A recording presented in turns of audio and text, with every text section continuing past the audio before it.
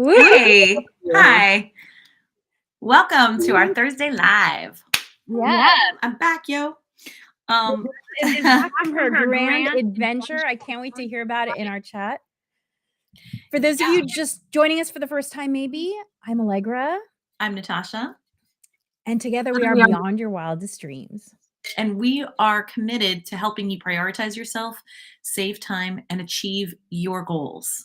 Because that is the journey that we're on, and we're maybe just a couple of steps ahead of you, but we want to share with you all of our advice, our wisdom, and our tried and true tips and techniques that help you get there.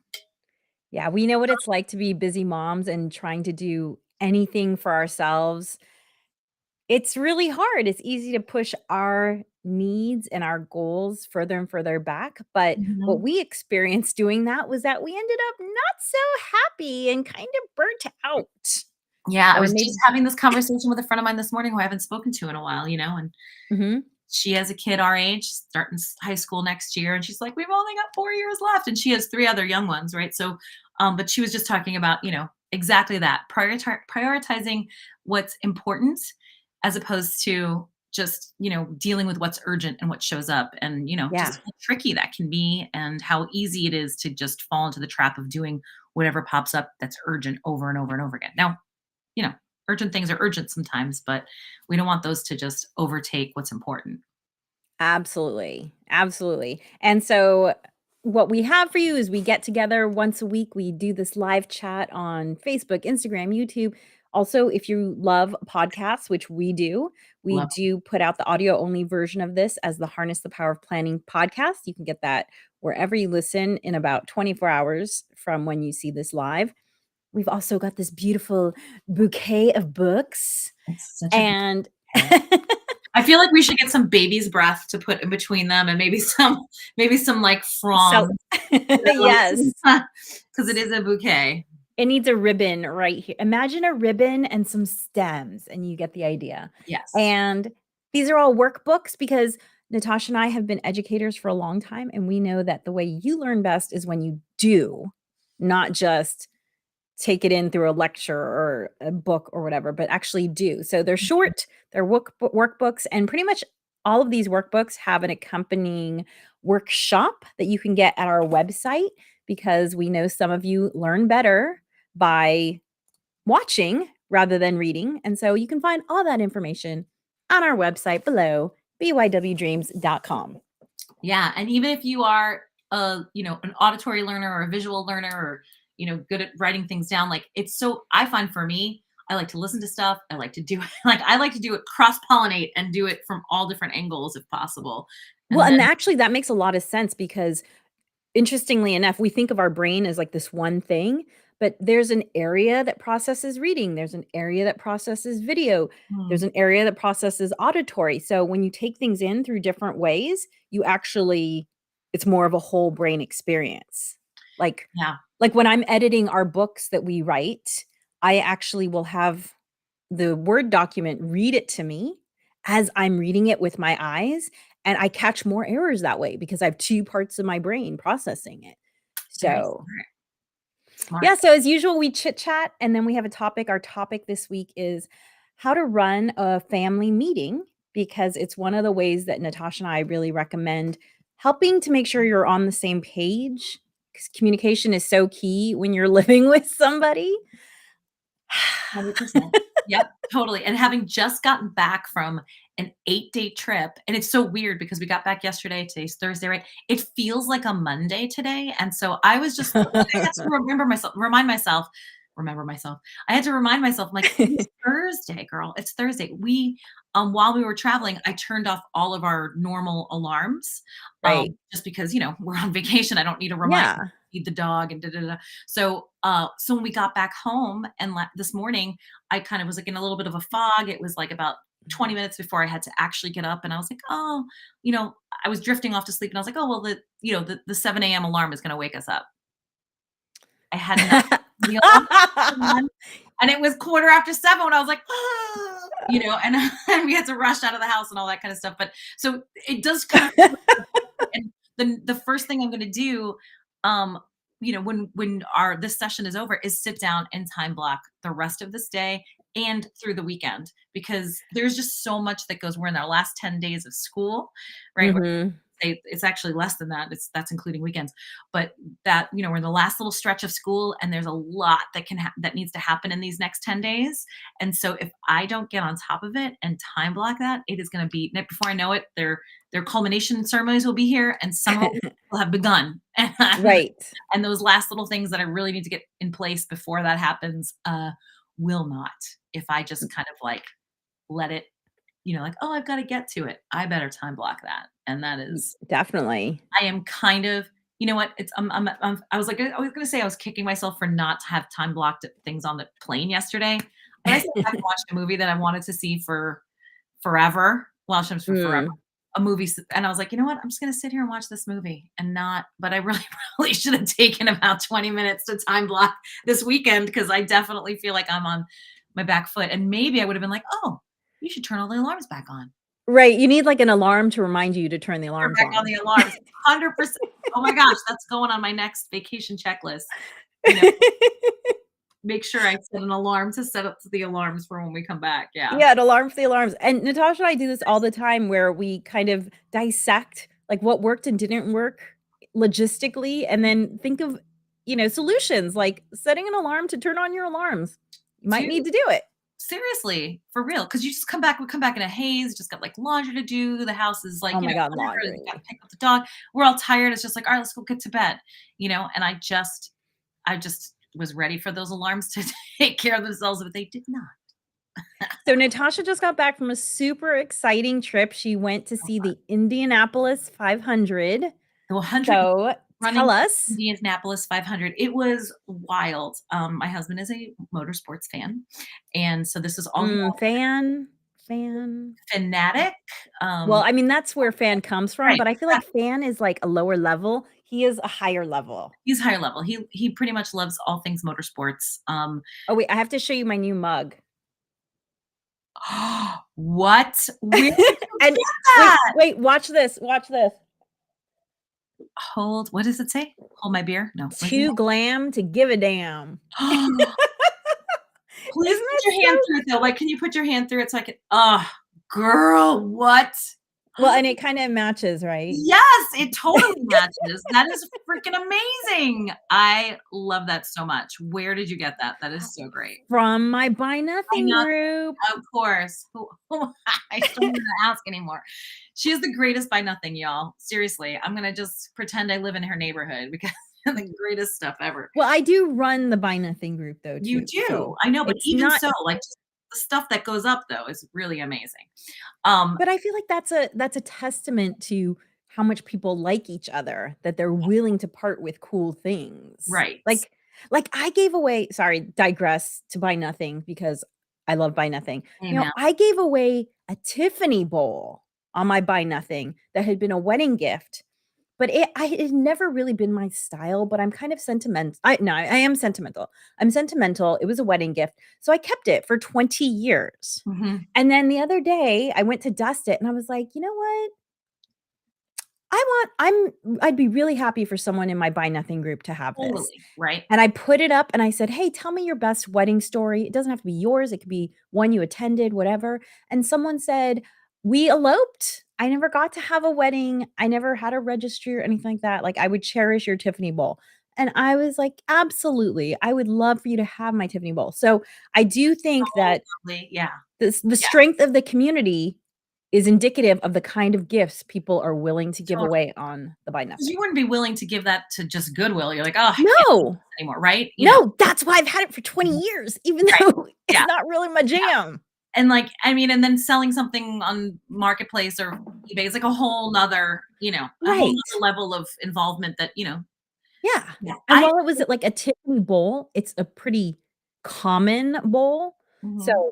yeah, it wasn't gonna be worth the effort Yeah, it of wasn't gonna bring in big bucks or anything like that. no, no. Mhm. And, like, the goodwill of giving it to someone in my group was worth more to me Oh, than the, 50 or 60 bucks I would have made right. on Facebook or whatever. Yes, totally. So, Yes, anyway, it is true, and every single time someone comes to pick up something from my house for buy nothing, whether it's like, I don't know, a box of tissues or, like we gave away a whole set of my kids played dress up. It's all these costumes.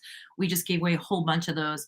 And every time someone picks it up, I just do like a little happy dance Yeah, inside and out. It just makes me so happy to like not have things go back into, a consumerist cycle, even in through Goodwill or whatnot, and just know that absolutely.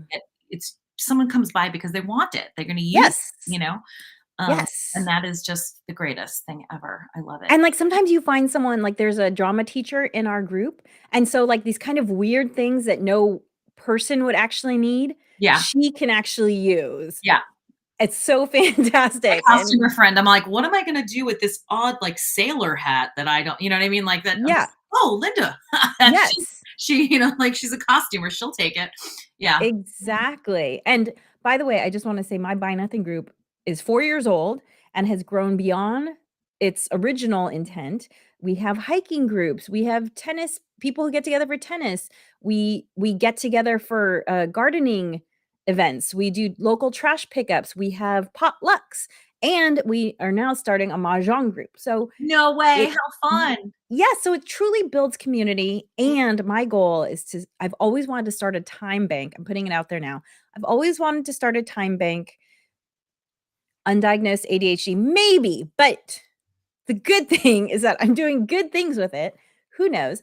So anyway, time bank is actually what led me to Buy Nothing, and I feel like now the Buy Nothing is 4 years old and has created this amazing community, now we can start a time bank together rather than me trying to start it from scratch, so I'm excited about that, That is and really, really fun. That's a great concept too. Fantastic. yes. Yeah. So, Indy. Huh? Oh, it was just super fun. It was probably no, not probably. It was absolutely definitely the most exciting race I've ever seen in person. It was a lot of times you go to a race and it's just like the last 10 laps are led by the same person and you know who's going to win. Like 10 Oh, okay. and sometimes even 20 laps before the end. You're just kind of like that guy's so far ahead, so then you watch Right. maybe a race for who's going to be second or third or whatever, that kind of thing. But the How many l winner's set pretty much. That and happens at how many laps is it? well, it's 500 miles and it's 2.5, so it's 200 laps. It's 2.5 mile track. So it's huge. It's a humongous track. So you don't see all of it. So you see some wherever it depends on where you're seated. And then they have monitors, right? And they had really great announcers too. Like they have just telling you what's happening on the places of the track where you can't see it, right? And Oh, okay. up Uh-huh. until the very last lap, it was not we did not know who was going to win. And my son is a huge fan of Alexander Rossi, and he was leading at one point. It looked like he was going to win. He wound up fourth, actually. He was second, third, but his teammate. Anyway, Joseph Newgarden won second year in a row, which is a big accomplishment. Apparent, to have to win two consecutive Indy 500s is a big deal.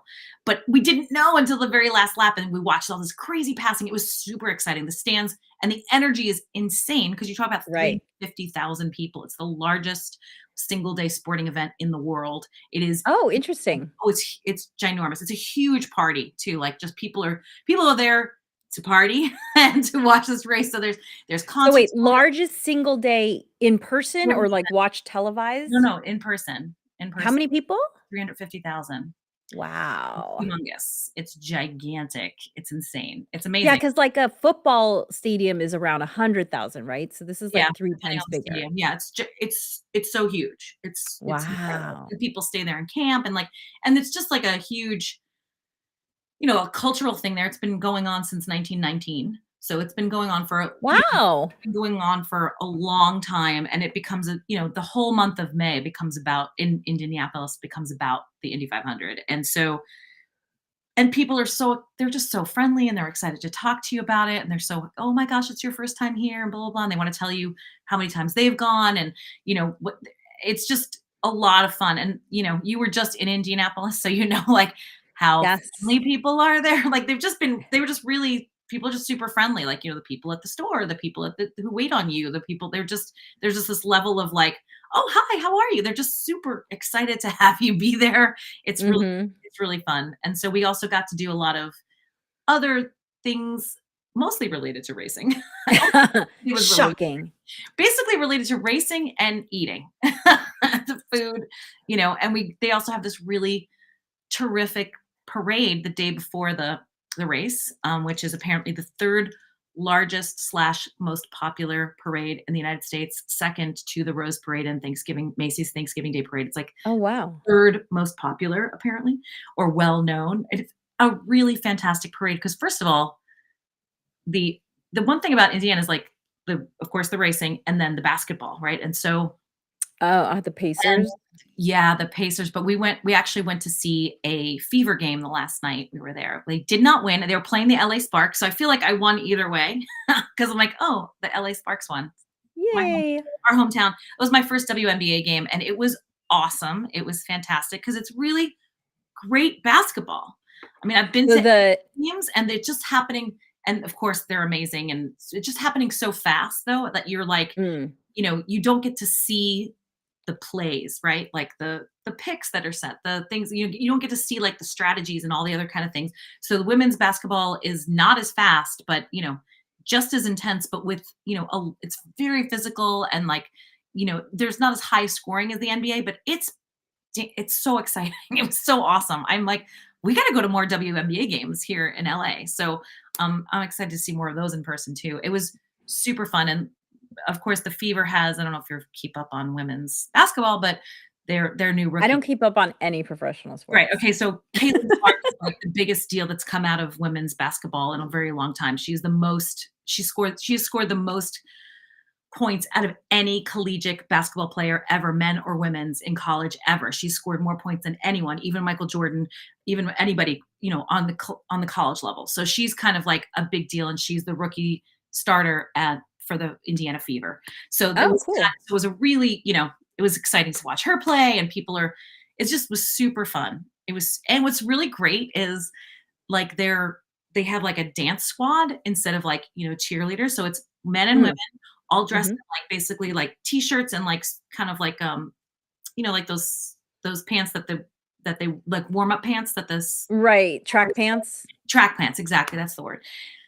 And they do these fantastic hip hop dances and stuff. It's just interesting, having gone to see professional men's basketball, and you've got very Mm. scantily clad cheerleaders, and that's cool, and that's a thing, Mm. and it's its own thing, but, like, to see these, men and women all just dressed in, like, regular street clothes and just rocking it and bring it with these awesome hip hop dances and stuff, it's just I was like I never really thought about it, like, "Oh, yeah, if they had cheerleaders, what would they be?" Well, it's a co-ed, like, hip hop dance team, and it's killer. The parade was super fun because the parade, has these I mean, every single it's like the Rose Parade, right? They're all local high schools, so they're not from like all over the country like they are at the Rose Parade. But the Mm. marching bands are amazing, and that is a really big thing too. Like the marching bands, I guess in Indiana is a big thing, and so they have these really great marching bands, and they have every single driver come through on they're standing on their Oh, own cool. flatbread truck, and you get to see all the drivers come through. And also the highlight for the parade for me was the Oscar Meyer Wienermobile was there. We got to see it go down the street. I was like, that was super cool. We were Oh there my for Memorial gosh. Day. We got to see like the Indiana sites. We got to bike around the city and go bike up the canals and all around their little cultural trail, and got to see a whole bunch Oh, of did you rent, like, the bikes that they have for we just just, rented like yeah, we rented some bikes at a bike rental place. We oh, didn't at a bike, okay. They have like these Surrey bikes too. I don't know if you saw those as well, where you could do like Yeah, 4. like the city bikes. Oh, no, Oh, we oh, just rented they have those too. We rented from a place that rents those Surrey bikes, where you oh, for, pedal like you've seen, like, what, like, 4 people pedaling at once kinda thing. gotcha. Um, Uh-huh. but we just rented, like, cruiser bikes and just went around because, Jeremy and his brother did a tandem bike together, which was super cute. His brother has some peripheral vision thing, so he couldn't ride his own bike, so Jeremy rode the Oh, front and he rode the back. And so it was really beautiful. We got to see some really nice parts of the city right around the river, the canal, and go to all these different spots throughout the city, and got to see the moon tree, which is one of the sycamore trees that I guess when one of the times that the US went to the moon, oh, okay. they brought like 500 sycamore seeds with them, and brought Uh-huh. them there and brought them back and then planted them all over the country. And so one of them is in Indianapolis. Oh, And so it's just a regular looking sycamore tree. It had just been to the moon and come back and got so it wasn't affected, I guess, yeah, I by think they were trying to see if flight. that would change anything. I don't know. Interesting. If there's any difference, I don't think it's been documented or Right, observed. they don't know. Exactly. Yeah, so we had a really great time. We didn't get to go to the museum that you went to, and I didn't get to go to the amazing spa 2 hours away. It just was not in the cards, but we Next had, time. a hot tub at our Airbnb. The kids played Oh, a nice. ton of ping pong in in the garage and foosball, and we just had a really good time. We got to spend some time with some other families that we know and some friends, and it was really a lot of fun. We also got to eat some Indiana delicacies, like the Mm, tenderloin sandwich. mm. Okay, that sounds good. Yeah, No? there was Yes? a lot of No? fried food on this trip. It wasn't like yeah. So it's Well, like it is the Midwest, it is right? the Midwest, and so I was like, well, because before I went, I was like, well, what foods are famous in Indianapolis? Like, what is Mm, their local thing? So they said you have to try a pork tenderloin sandwich. It's basically a pork tenderloin that's been just, you know, pounded into very, very thin, very, very big, breaded, fried, and then the whole thing with it is that it's this big, but the bun is this big, and it's got that's the whole thing with it. Like the sandwich is okay. big and the bun is like this, like So it's so just for the audio people, so right. the pork tenderloin itself is, like, the size of, It could be like, a like 8 small inches. record. Yeah, like the 8 inches, or some of them are so big that it's folded over in half, Oh my and goodness, then and the the bun is bun just is, like a hamburger size bun. okay. But it can be like, I don't even know, this is 8 to 12 inches across, and then you're just regular hamburger bun on top of that. And then I guess the Okay. other dessert delicacy, let's say, So isn't that kind of like, is it schnitzel? kind of, Pounded, yes. breaded? Schnitzel would be a veal cutlet, so, sometimes pork, Oh, depends. so it's beef, not pork. Okay, No, this is a pork, yeah, this is a pork gotcha. tenderloin. But yes, it's done differently than that, but yes, essentially, yeah, it's just Kinda looks like that. it's gigantic, and it's, the other local, thing is called a sweet cream pie or sugar cream pie, and Mm. it's very much like it's basically like it has the density of like a cheesecake essentially, but it's like in a pie crust, and it's Oh. made with milk. It has its origins in the Quakers. I read about it a little bit, Oh, and the interesting. version we got was a creme brulee version. So the top had like this creme brulee crust, and it had like this really dense. It was very, very rich. It was definitely one of those things where, like, you wanna do, like, Mm. a half a regular slice and a cup of coffee with it to make it so that you're not just like, "I'm eating cement." You know what I mean? Like, sweet cement, because like, that is it's very good, but it's definitely a small portion pie with a cup of coffee.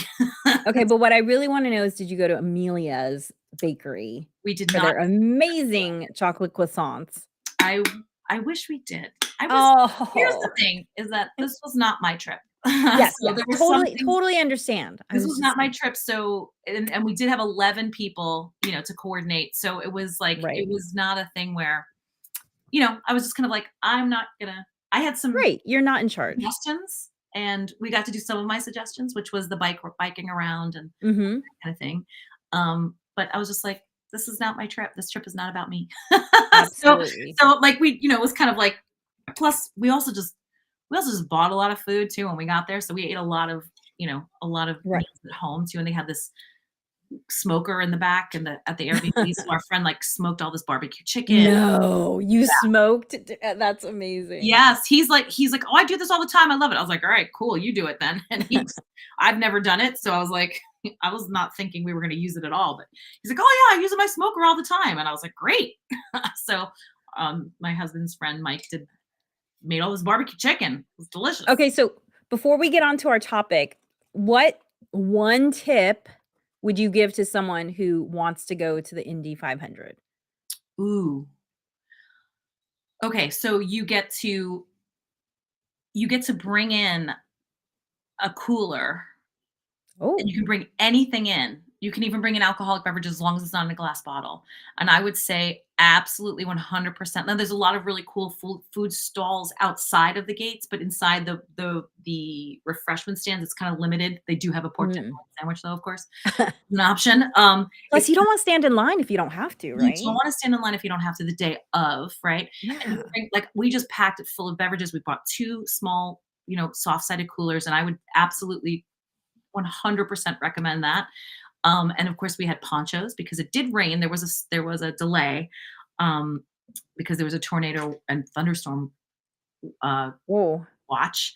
So we all got in the stands, and then we all had to leave the stands and just hung out in the car for about 2 hours. And Oh, then wow. yeah, there was no point in leaving, Yeah, yeah. because they said it was gonna pass through, and then they bring out these huge dryers that dry the track and stuff. Anyway, main tip is, get your s take a look at the website, get a soft-sided cooler or whatever, or any kind of cooler. They actually can bring hard-sided coolers too, and pack in some stuff because you may not wanna leave your seats too, because when you do leave your seats to, like, go get some food, there are incredibly long lines with that many people, Yeah. incredibly long. And then, we got to go to the Midway and get a bunch of free stuff, which was fun too. Um, but that would be my main tip would be bring a budget, bring your food, bring food, Yeah, that's smart, that's bring smart. drinks. Yeah, Yeah, I hate lines. I couldn't believe So that they allowed you to bring in alcoholic beverages too. So some people yeah, that's beer awesome. drinkers and like yeah, we got to bring all that stuff. I mean, doesn't yeah, I'm not a drinker, but that sounds much better than waiting in line. So, I'm all Absolutely. about not waiting in line. Mhm. So Okay. let's chat. Yeah, so planning a family meeting.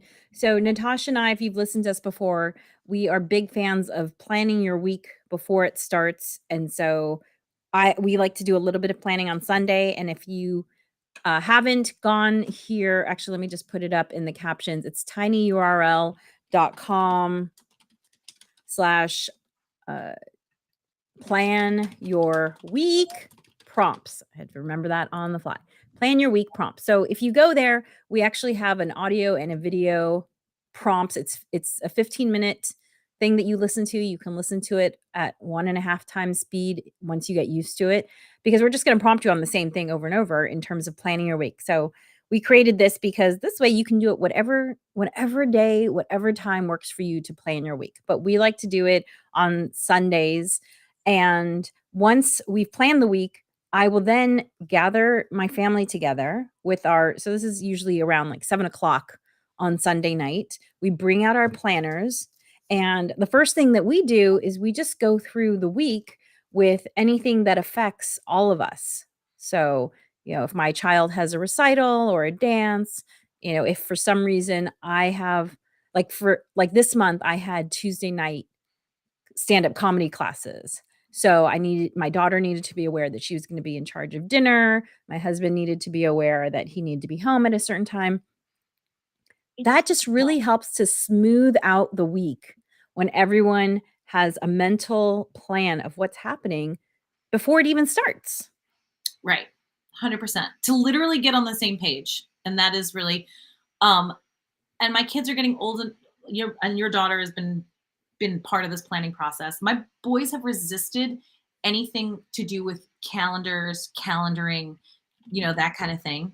And so we have yet to really find the right sweet spot for them to be um, involved in that process because they just Mhm. really resist it. But then my younger one also likes to know way ahead of time when things are going to happen, but then you have to Mm. like remind him again. So we haven't found that yet. He's 11. He's going into middle school, so we're going to have to find a way that works for them.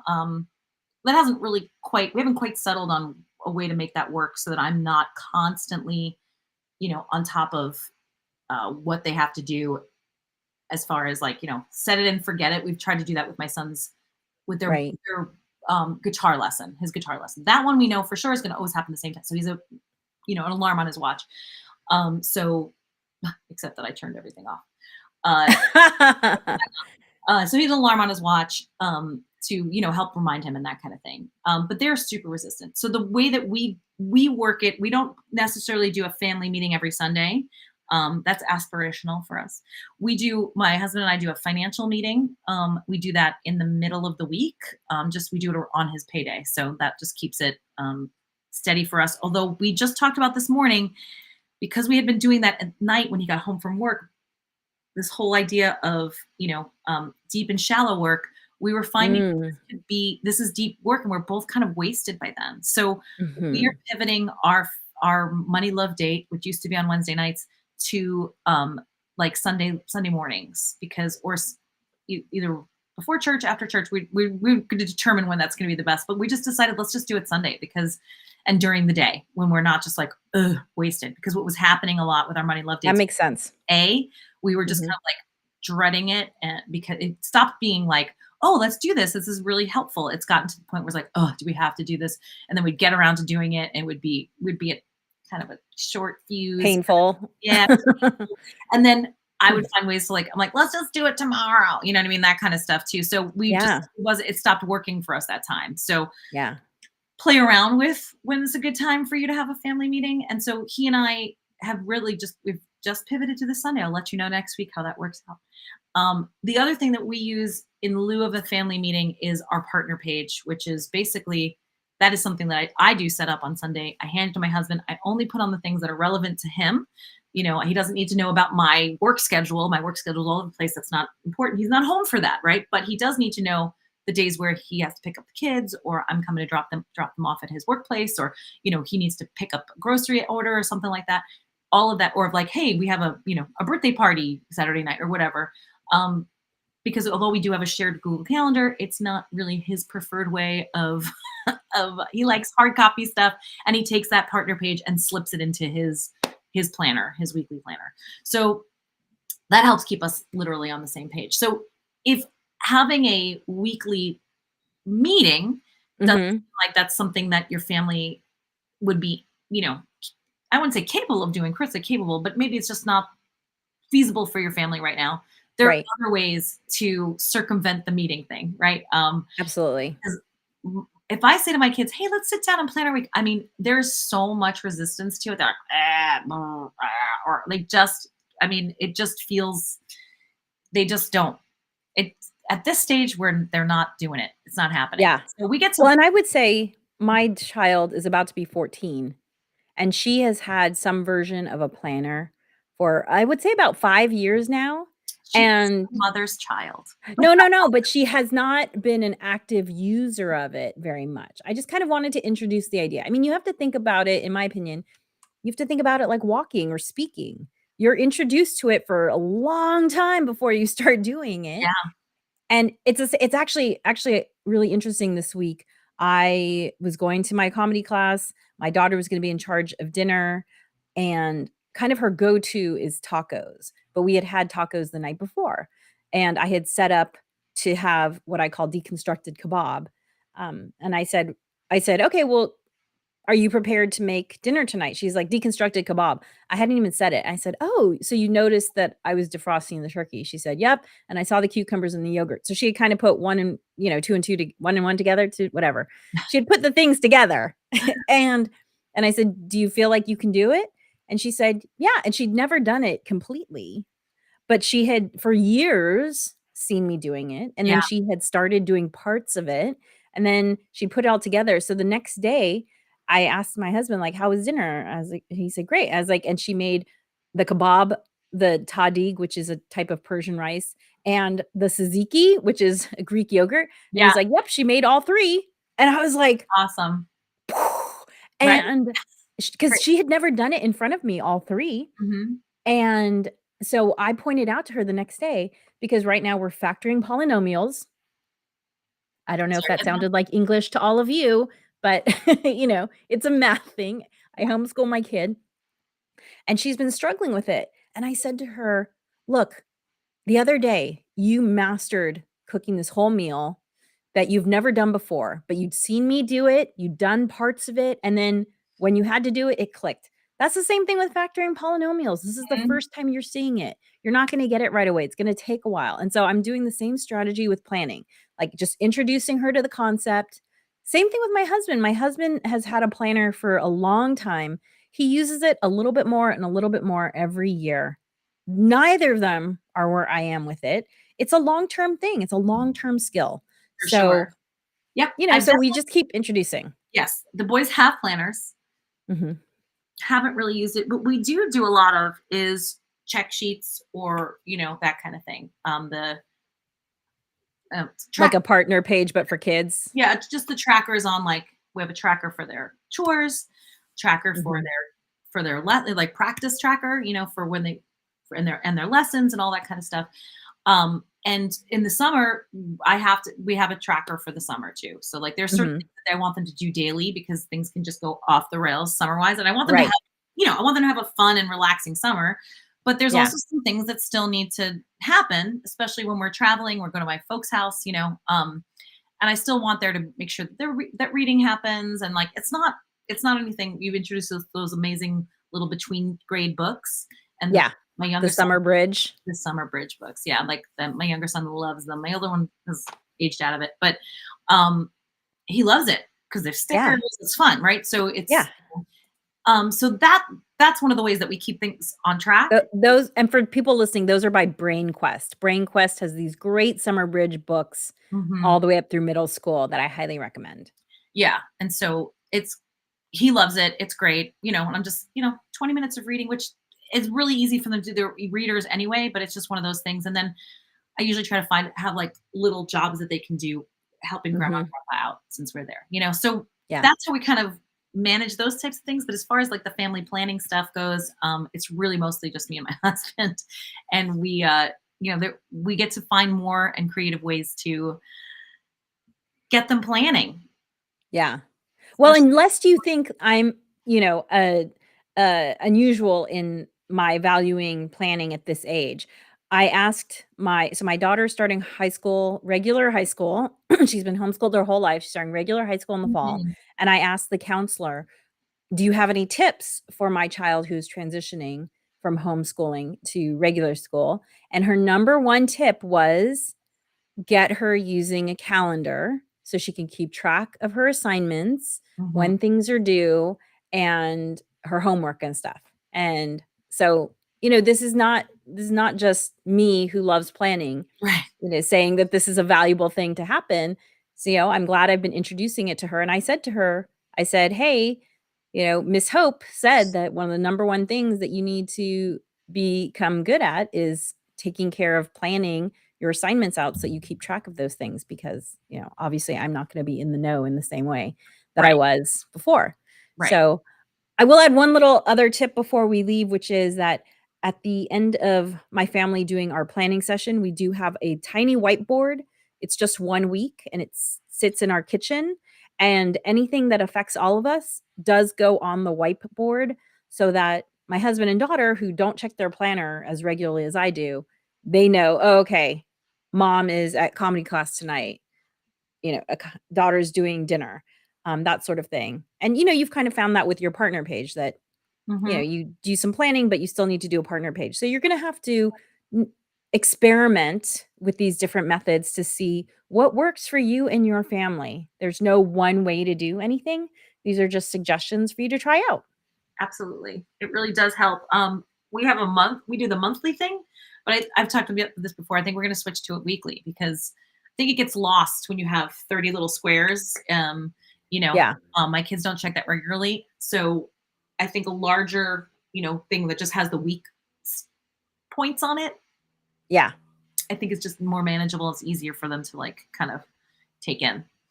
Yeah. And especially because a month one, things change so much and then Yes. things get accidentally wiped away and it's just harder to manage. Mhm. I think the 1 week is perfect. And hey, ask your buy nothing group. That's how I Yes. got mine. I know. I know that's how you got yours. Exactly. Someone's probably got one they're not using. So it's all full circle, full Full circle. circle. Thank you so much for joining us. We will see you next week. Our live chat topic. Oh, let me look it up. We will see you next week. And as always, if you want to hear the audio only version of this, check out the Harness the Power of Planning podcast wherever you get yours. And next week, our top plan topic is to talk about saving time and energy by planning your wardrobe, which is a topic that we have put off for many months, but it Yes. keeps popping back up. It is a topic that I enjoy, so we'll figure it out. We'll figure it out. Take care. We'll see you next Thursday. Dream wild.